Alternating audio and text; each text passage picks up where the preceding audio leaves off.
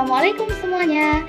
Saya Amanda Sufiana akan menjelaskan gimana sih perbedaan antara pertumbuhan dan perkembangan.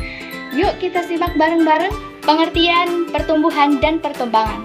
Pertumbuhan adalah proses bertambahnya ukuran, di antaranya volume, massa, dan tinggi pada makhluk hidup.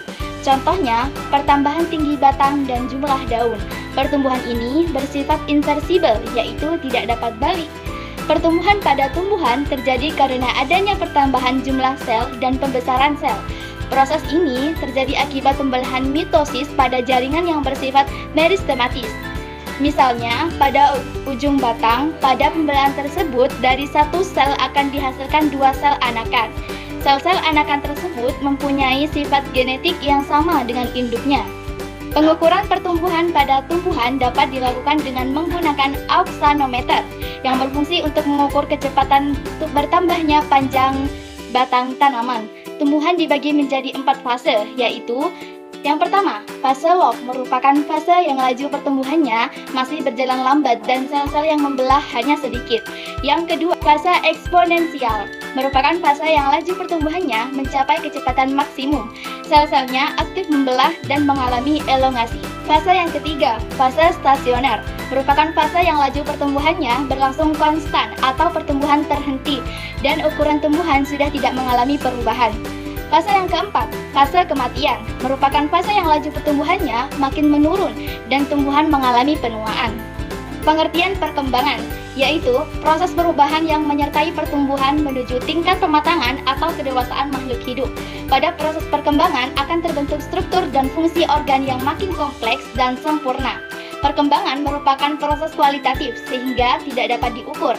Contohnya saja, munculnya bunga sebagai alat perkembangbiakan. Pada pertumbuhan diawali dengan perkecambahan. Perkecambahan ini dapat terjadi apabila kandungan air dalam biji makin tinggi. Air yang masuk akan memacu embrio dalam biji untuk melepaskan hormon giberelin. Hormon ini mendorong pelepasan enzim yang berfungsi menghidrolisis makanan cadangan sehingga terbentuklah energi.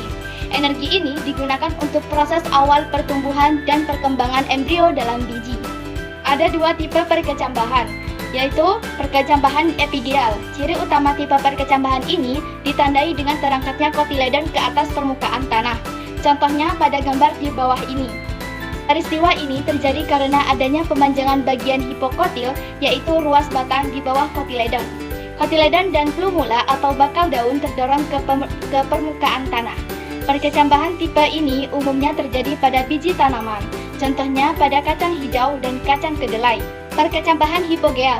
Ciri utama tipe perkecambahan hipogeal ditandai dengan tertinggalnya kotiledon di dalam tanah. Contohnya pada gambar berikut ini.